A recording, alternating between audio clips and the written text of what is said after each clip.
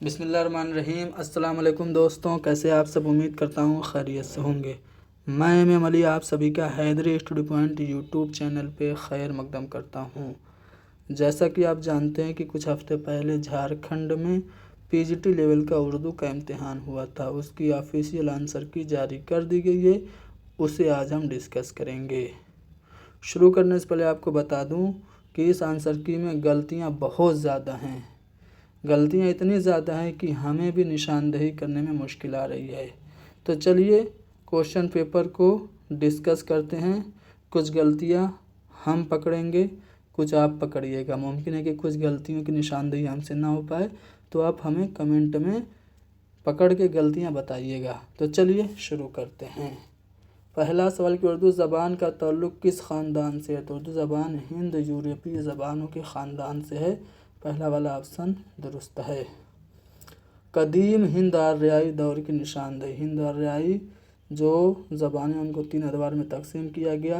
جو قدیم ہند آریائی دور ہے وہ 1500 قبل مسیح سے 500 قبل مسیح ہے۔ اگلا سوال ہے کہ ذیل کی کون سی بولی مغربی ہندی کی بولیوں میں شامل نہیں ہے؟ مغربی ہندی کی 5 بولیاں ہیں: برج بھاشا، قنوجی، بندیلی، کھڑی بولی، لیکن اس میں آسامی نہیں ہے، تو آسامی ہمارا صحیح جواب ہو جائے گا۔ ناصر کاظمی کی شاعری کا وہ کون سا مجموعہ ہے جو ان کی وفات کے بعد شائع ہوا اور بہت مقبول ہوا؟ ناصر کاظمی کی وفات 1972 میں ہوئی اور پہلی بارش، یہ جو ان کا دیوان 1975 میں شائع ہوا۔ یہ ان کا شعری مجموعہ ہے، دیوان نہیں۔ یہ ان کا شعری مجموعہ پہلی بارش 1975 میں شائع ہوا، اس لیے ہم کہہ سکتے ہیں کہ ان کی وفات کے بعد پہلی بارش شائع ہوا اور یہ بہت مقبول بھی ہوا۔ اگلا سوال ہے ناصر کاظمی کو ان کے مخصوص دھیمے لہجے اور کلاسیکی رچاؤ کی بنا پر کس عظیم شاعر کا پرتو کہا جاتا ہے؟ پرچھائی۔ ناصر کاظمی کو میر ثانی کہا جاتا ہے، یعنی ناصر کاظمی پر میر تقی میر کے اثرات کافی زیادہ دیکھنے کو ملتے ہیں، تو یہ ناصر کاظمی میر تقی میر کے پرتو کہے جا سکتے ہیں۔ شہریار کا اصل نام کیا تھا؟ تو کنور اخلاق محمد ان کا اصلی نام تھا شہریار۔ اسم اعظم ان کا شعری مجموعہ ہے۔ ان کو سن 2008 میں گیان پیٹھ ایوارڈ سے بھی نوازا گیا۔ سعادت حسن منٹو کے خاکوں کا مجموعہ ہے گنج فرشتے۔ اس کے علاوہ لاؤڈ اسپیکر بھی ہے۔ تو گنج فرشتے اپنے عنوان کے اعتبار سے کیا ظاہر کرتا ہے؟ تو انسانی عیوب اور کمزوریوں کا بیان، یہ گنج فرشتے میں ہمیں دیکھنے کو ملتا ہے۔ اردو تنقید کا وہ کون سا دبستان ہے جو متن یعنی ٹیکسٹ کو مصنف کی زندگی اور سماجی حالات سے الگ کر کے دیکھنے کی دعوت دیتا ہے؟ تو وہ ہے ساختیاتی تنقید۔ آپشن ہمارا جو بھی ہوگا درست ہو جائے گا۔ اقبال نے کس شخصیت کو اپنا روحانی پیر یا مرشد قرار دیا ہے؟ تو مولانا جلال الدین رومی کو اقبال نے پیر اور مرشد قرار دیا ہے۔ درج ذیل میں سے کون سی کتاب دکن میں اردو نثر کی ابتدائی روایت کی نمائندہ ہے؟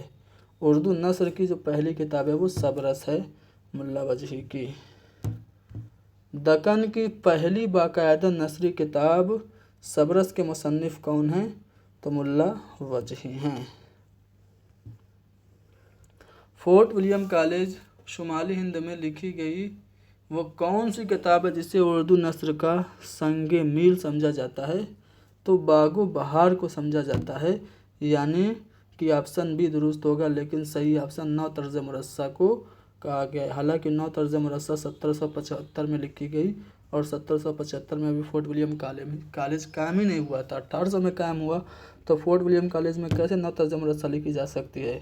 تو باغ و بہار یہاں پہ صحیح جواب ہے۔ آفیشیل آنسر کی میں یہ غلط دیا ہے، اس کو آپ چیلنج کر سکتے ہیں، لیکن کتنے سوال چیلنج کریں گے؟ 18-20 سوالات غلط ہیں۔ چلیے آگے بڑھتے ہیں۔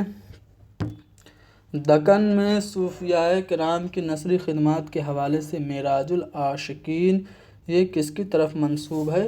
تو خواجہ بندہ نواز گیسو دراز کی طرف۔ شمالی ہند میں قصہ گوئی کی روایت پر مبنی کتاب فسانۂ عجائب کس نے لکھی؟ رجب علی بیگ سرور نے 1824 میں لکھی تھی، کانپور میں۔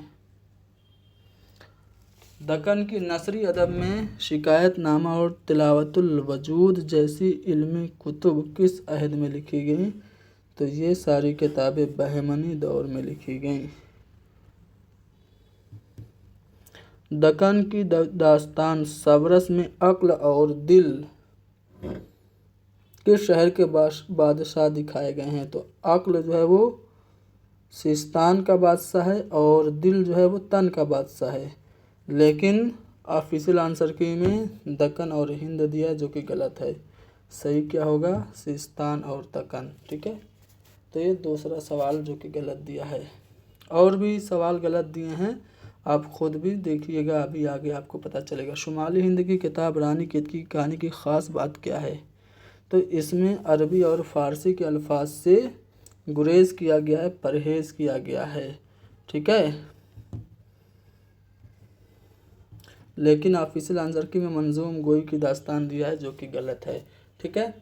تو عربی اور فارسی الفاظ سے اس میں گریز کیا گیا ہے۔ خود مصنف کہتا ہے کہ یہ وہ کہانی ہے جس میں ہندی چھٹ کسی اور بولی کا میل ہے نہ پٹ۔ دکن کے مشہور نثری رسالے کلمۃ الحقائق کے مصنف کون ہیں؟ تو یہ جو پچھلا والا آپشن تھا اسی کو ریپیٹ کر دیا ہے، کلمۃ الحقائق کے مصنف پوچھا جا رہا ہے، تو منظوم داستان گوئی اس میں دیا ہے جو کہ غلط ہے، ٹھیک ہے نا۔ کلمۃ الحقائق کے مصنف یہاں پہ آپ دیکھیں گے تو آپ کو ملے گا کلمۃ الحقائق کے مصنف کون ہے؟ برہان الدین جانم ہے، لیکن اس نے ملا وجہی کو مانا ہے جو کہ غلط ہے، ٹھیک ہے۔ دیکھ رہے ہیں نا کتنے سوال اس نے غلط کیے ہیں۔ شمالی ہند میں فورٹ ولیم کالج کی کس کتاب میں حاتم طائی کے قصوں کو نثری شکل میں اختیار کیا گیا ہے؟ حاتم طائی کے قصوں کو نثری شکل کس کتاب میں دی گئی ہے؟ تو جو آرائش محفل ہے نا حیدر بخش حیدری کی، اس میں حاتم طائی کا قصہ ہے، طوطا کہانی میں نہیں ہے، ٹھیک ہے۔ اخلاق ہندی میں بھی نہیں ہے، تو اخلاق ہندی صحیح مانا ہے جو کہ غلط ہے، آرائش محفل صحیح جواب ہونا چاہیے۔ اردو داستان کا وہ کون سا بنیادی جز ہے جس کے بغیر داستان کا تصور ممکن ہی نہیں؟ تو ما فوق الفطرت عناصر داستان میں ضروری ہوتا تھا۔ فورٹ ولیم کالج کے قیام کا بنیادی مقصد کیا تھا؟ انگریزوں کو ہندوستانی زبانیں سکھانا، یعنی کہ آپشن ہمارا جو پہلا والا ہے وہ درست ہوگا۔ میرمن باغ و بہار، میرمن نے باغ و بہار کس فارسی کتاب کے ترجمے کے طور پر لکھی؟ تو باغ و بہار قصہ چہار درویش کا ترجمہ ہے۔ داستان فسانۂ عجائب میں کس شہر کی تہذیب و معاشرت پیش کی گئی ہے؟ تو لکھنؤ کی تہذیب و معاشرت اس میں پیش کی گئی ہے۔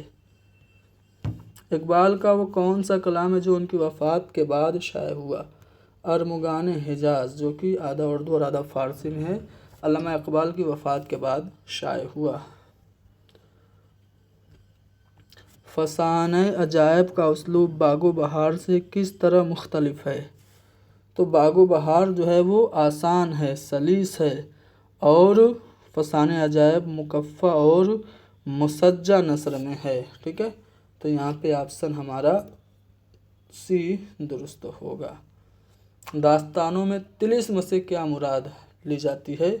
تو ایک جادوئی دنیا جو عقل کو حیران کر دے اسے طلسم کہتے ہیں۔ فورٹ ولیم کالج کی کون سی کتاب ہے جو پنچ تنتر کا اردو ترجمہ ہے؟ تو اخلاق ہندی جو ہے وہ پنچ تنتر کا اردو میں ترجمہ اخلاق ہندی ہے، بہادر علی حسینی نے لکھی تھی۔ داستانوں کا دور اردو ادب میں کس صنف کی آمد کے بعد ختم ہو گیا؟ جب ناول شروع ہوئی تو دھیرے دھیرے داستانوں کا دور ختم ہو گیا۔ داستان باغ و بہار میں جو پہلا درویش ہوتا ہے کس ملک کا شہزادہ ہوتا ہے؟ تو پہلا درویش یمن کا شاہزادہ ہوتا ہے۔ پہلے درویش کی سیر अब ये सवाल है और इसी को ऑप्शन में भी दिया हुआ है, तो ये सवाल मुहम्मल है, ठीक है, मिस प्रिंट है, तो इस पर भी आप चैलेंज कर सकते हैं, सबको नंबर मिलेगा। बहुत सारे सवालात इसमें गलत हैं, कुछ सवाल ऐसे हैं जिनको मुमकिन है कि मैं भी न पकड़ पाऊँ, तो आप कमेंट में उसकी निशानदेही कर दीजिएगा। नावल के अज्जा तरकीबी में कौन सा जो कहानी के वाक़यात की तरतीब और कड़ियों को जोड़ने का काम करता है, तो प्लाट कड़ियों को जोड़ता है। प्रेमचंद के उस मशहूर नावल का क्या नाम है जिसमें होरी की ज़िंदगी और समाजी जिद्दोजहद को मौजू बनाया गया है, तो गवदान में प्रेमचंद का शाहकार नावल गवदान। मिर्ज़ा मोहम्मद हादी रुस्वा का नावल उमराव जान अदा किस शहर की ज़वाल परस्त या ज़वाल पज़ीर तहज़ीब का मुरक्का पेश करती है, तो लखनऊ की ज़वाल पज़ीर मुआशरत पेश की गई है उमराव जान अदा में। नावल आग का दरिया में कुतुबुद्दीन हैदर ने 2500 साला तारीख को बयान करने के लिए कौन सी तकनीक का इस्तेमाल किया है, शऊर की रव तकनीक का इस्तेमाल किया है। अगला सवाल कि नावल फायर एरिया के मुसन्निफ कौन हैं जिनमें कोयले की कानों में काम करने वाले मजदूरों की ज़िंदगी बयान की गई है, तो इलियास अहमद गद्दी का नावल है फायर एरिया। नावल उमराव जान अदा का कौन सा किरदार है जो नावल की हीरोइन को अगवा करके फैज़ाबाद से लखनऊ लाता है, तो दिलावर खान ये किडनैप करता है अमीरन को, ठीक है, और ले आके लखनऊ में 125 रुपये में बेच देता है। नावल आग का दरिया का आगाज़ टी.एस. एलियट की मशहूर नज़्म से होता है। ये जो नज़्म है वो किस का मिसरा है, किस मशहूर नज़्म का मिसरा है, तो द वेस्ट लैंड का मिसरा है। नावल गवदान में धनिया का किरदार प्रेमचंद के किस फ़लसफ़े या तस्वुर की नुमाइंदगी करता है, तो धनिया जो है वो रिवायती और मज़लूम खामोश औरत है। नावल फायर एरिया में साज बनवा किस इलाके या तबके की अलामती शनाख्त बनकर उभरता है, तो कान कनी से वाबस्ता इस्तेसाल ज़दा मज़दूरों की अलामती शनाख्त बन के साज बनवा उभरता है। आग का दरिया के वो कौन से 4 किरदार हैं जो मुख्तलिफ़ ज़मानों में बार बार जन्म लेते हैं, तो कमाल, हरिशंकर, गौतम और चंपा, ठीक है, गौतम, हरिशंकर, चंपा और कमाल, ठीक है। यहाँ पे निर्मला दिया है, यहाँ पे कमाल, हरिशंकर, ताल किशन दिया है, यहाँ पे गौतम, कमाल, चंपा और सरल दिया है, यहाँ पे होरी धनिया, ये तो सारे किरदार ही दूसरे नावल के हैं। तो इसमें से चारों ऑप्शन ऐसे हैं जो गलत हैं। सही जवाब होगा गौतम, कमाल, चंपा और हरिशंकर, ठीक है। यहाँ पे तीनों नाम हैं तो निर्मला मिला दिया है, और जो कि बेवा का किरदार है, और ये इसमें गौतम, कमाल और चंपा है, लेकिन सरल मिला दिया है, तो इसलिए चारों ऑप्शन गलत है, ठीक है। तो इस पे भी आप चैलेंज कर सकते हैं, ये सवाल भी गलत है। अफसाने के अज़्ज़ाए तरकीबी में कौन सा उन्सुर है जो उसे नावल से मुमताज़ करता है, जिसका मतलब है कि अफसाना एक ही नशिस्त में पढ़ा जाता है, तो वो है वहदत तासुर। प्रेमचंद के अफसाना पूस की रात का मरकज़ी किरदार कौन है जो सर्दी से बचने के लिए अपने कुत्ते जबरा के साथ खेत की रखवाली करता है, तो वो है हल्कू। मंटो के अफसाना नया कानून का हीरो मंगू पेशे से क्या है, कूचवान है। कृष्णचंद्र का अफसाना कालू भंगी किस सिनफ़े अदब के करीब तर महसूस होता है, तो जो कालू भंगी है वो खाका नुमा अफसाना है, भंगे आदमी के बारे में इस अफसाने में देखने को मिलता है। इस्मत चुगताई का अफसाना चौथी का जोड़ा किस समाजी मसले की तरफ निशानदही करता है, तो जहेज़ और शादी के मसाइल की निशानदही करता है चौथी का जोड़ा, लेकिन ऑफिशियल आंसर की में मज़दूरों की हड़ताल दिया है, जो कि गलत है। بیدی کے افسانہ لاجونتی میں سندر لال اپنی بیوی کو واپس لانے کے بعد کیا نام دیتا ہے اس کو؟ تو اس کو دیوی کہتا ہے، دیوی۔ انتظار حسین کا افسانہ آخری آدمی کس مذہبی یا تاریخی روایت کو بنیاد بنا کر لکھا گیا ہے؟ تو بنی اسرائیل کے بندر بننے کی روایت کو بنیاد بنا کر آخری آدمی افسانہ لکھا گیا۔ غیاث احمد گدی کا افسانہ پرندہ پکڑنے والی گاڑی کس انسانی کیفیت کی علامت ہے؟ تو غربت اور افلاس کی علامت ہے،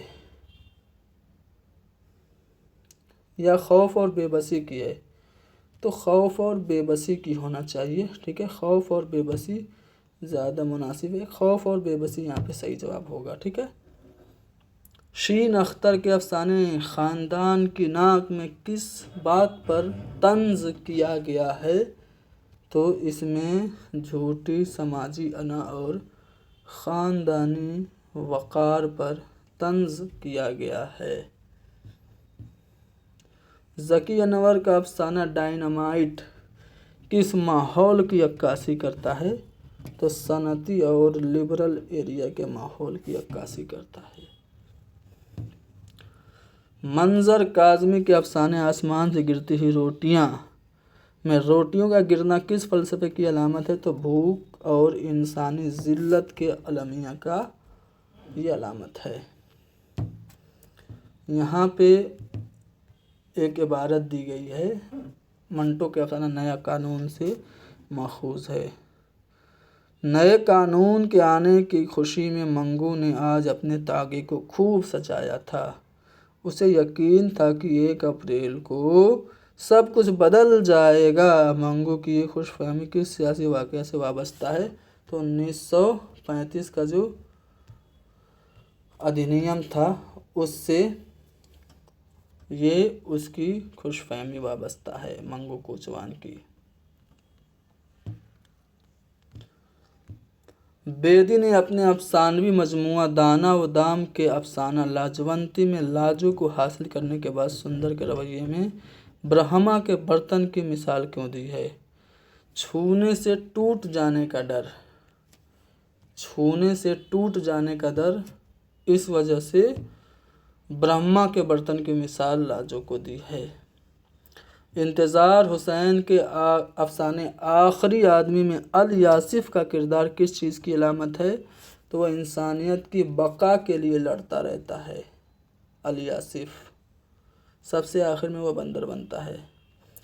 پریم چند کے افسانے پوس کی رات کے اختتام پر جب ہلکو کہتا ہے کہ چلو اب رات کو یہاں سونا تو نہ پڑے گا، یہ جملہ کس چیز کی عکاسی کرتا ہے؟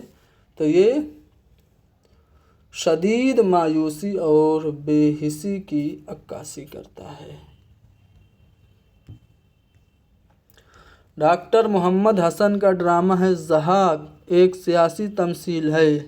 اس ڈرامے میں ضحاک کے کندھوں سے نکلنے والے سانپ جدید سیاسی تناظر میں کس علامت کو ظاہر کرتے ہیں؟ تو آمرانہ قوتوں کی بڑھتی ہوئی بھوک اور انسانی استحصال کو یہ ظاہر کرتے ہیں۔ محمد حسن کا ڈرامہ ضحاک 1975 کے ایمرجنسی کے پس منظر میں لکھا گیا، ٹھیک ہے، اس کا پلاٹ شاہ نامہ سے ماخوذ ہے۔ ڈرامہ انارکلی کے اسلوب کے حوالے سے ناقدین کا خیال ہے کہ امتیاز علی تاج نے مکالمہ نگاری میں ایک خاص فنی حربہ استعمال کیا ہے۔ درذیل پیراگراف پڑھ کر بتائیے کہ یہ کس کردار کی نفسیات کی عکاسی ہے۔ میں جلال الدین محمد اکبر ہوں، ہند کا شہنشاہ۔ میری آنکھ کے ایک اشارے پر گردنیں کٹ سکتی ہیں، لیکن ایک کنیز کی محبت میرے بیٹے کے مستقبل اور سلطنت کی بنیادوں کو ہلا دے رہی ہے۔ تو یہ جو ہے کس کردار کی نفسیات کی عکاسی ہے؟ تو یہ اکبر کے داخلی تصادم بمقابلہ شہنشاہ کی ہے، یعنی کہ آپشن اے درست ہوگا۔ اردو ڈرامے کے آغاز کے حوالے سے اندر صبا ایک کلیدی مقام رکھتا ہے۔ इंद्र सभा जो है मंजूम ड्रामा है। तो फनी एतबार से इंद्र ड्रामे को किस सिन्फ के करीब तर हम कह सकते हैं? ओपेरा के करीब तर कह सकते हैं। ओपेरा में भी मंजूम ड्रामा को स्टेज किया जाता है। उर्दू ड्रामे के इर्तिका में पारसी थिएटर ने अहम किरदार अदा किया। इस दौर के ड्रामों की सबसे नुमायाँ खुसूसियत क्या थी? तो इबारत और अवामी तफरीह का गलबा। हालांकि इसमें मुकफ़्फ़ा व मुसज्जा इबारत दिया है। आगे बढ़ते हैं अगले सवाल पे। इकबाल की किताब the reconstruction of religious thought in इस्लाम क्या है? तो ये अंग्रेज़ी खुतबात का मजमूआ है। गालिब ने हर गोपाल तुफ्ता को खतूत में अमूमन किस लक़ब से पुकारा है? तो मिर्ज़ा तुफ्ता और बरखुरदार, इन अलक़ाब से तुफ्ता गोपाल तुफ्ता को, हर गोपाल तुफ्ता को गालिब ने पुकारा है। आम तौर पर एक अच्छे ख़त की सबसे बड़ी खूबी क्या है? सादगी हो, सलासत हो, उसमें सच्चाई हो, हकीकत नगारी हो, जो गालिब के खतूत में देखने को मिलती है। गालिब के खतूत का वो कौन सा मजमू जो उनकी वफ़ात से महज चंद दिन पहले शाये हुआ था? तो उनका पहला जो खतूत का मजमूआ है ऊद हिंदी, वो उनकी वफ़ात से जस्ट पहले पब्लिश हुआ था। खतूत नवीसी के उसूल के मुताबिक मकतूब लह से मुराद क्या है? तो जिसे हम ख़त लिखते हैं उसे मकतूब लह कहते हैं। एक अच्छे और मेयारी मजमून की फ़नी तारीफ़ में किस खुसूसियत को हम सबसे मुक़द्दम रखते हैं? तो वह तसलसल और रब्ते बाहमी, बाहमी रब्त हो, तसलसल हो, कंटिन्यूटी हो। सैयद अहमद ख़ान के मज़ामीन की सबसे नुमायाँ खुसूसियत है कि क्या है जिसने उर्दू नस्र को एक नया रुख दिया? तो मकसदियत और मुद्दा निगारी है। ठीक है, मकसदियत की वजह से उर्दू नस्र को एक नया रुख मिला। सर सैयद का मज़मून उम्मीद की खुशी में उम्मीद को किस इंसानी कैफियत का सहारा करार दिया है? तो इसे दुख और मुसीबत में तस्कीन का ज़रिया करार दिया गया है। मज़मून गुज़रा हुआ ज़माना में सर सैयद एक बूढ़े शख्स के ख्वाब के ज़रिए सबक देने की क्या कोशिश करते हैं? यही कि वक्त की कद्र और नेक आमाल की अहमियत होती है। उर्दू मज़मून निगारी के इर्तिक़ा में सर सैयद के जरीदे तहज़ीबुल इख़लाक़ का क्या किरदार रहा है? तो तहज़ीबुल इख़लाक़ के किरदार के बारे में पूछ रहा है। तो इसने जदीद मज़मून निगारी को रिवाज दिया और उसलूब भी मुतय्यन किए। ठीक है, तहज़ीबुल इख़लाक़ ने। इंशाइया की फ़नी तारीफ़ के मुताबिक इस सिन्फ़ की सबसे नुमायाँ खुसूसियात क्या हैं? तो ज़ाती मुशाहिदात और शगुफ़्ता बयानी इंशाइया की सबसे नुमायाँ खुसूसियात हैं। पतरस बुखारी के इंशाइये सवेरे जो कल आँख मेरी खुली में कौन सा किरदार है? तो वो लाला जी हैं जो सवेरे ही 4 बजे आके दरवाज़ा तोड़ते रहते हैं। रशीद अहमद सिद्दीकी के इंशाइया पासबान में उन्होंने एक आम जानवर के ज़रिए इंसानी नफ्सियात और माशरती रवैयों पे तंज़ किया है। वो कौन सा जानवर है? आप लोग कमेंट में बताएं। मुश्ताक अहमद यूसुफ़ी के इंशाइया यादश बखैर में कांजी हाउस लिखा है। हालांकि काफ़ी हाउस होना चाहिए का जिक्र किस तनाजुर में आया है? तो सरकारी दफ्तर की अलामत के तौर पे आया है, लेकिन इसमें कुछ और जवाब दिया गया जो कि गलत है। मुज्तबा हुसैन का इंशाइया मिर्ज़ा गालिब की प्रेस कॉन्फ्रेंस में तंज़ का बुनियादी मकसद क्या है? तो जदीद दौर की अदबी ग्रोहबंदी और सहाफ़ती सतहियत है। तो 75 सवाल हो गए। ठीक है, बाकी के 75 सवाल हम अगली क्लास में हल करेंगे।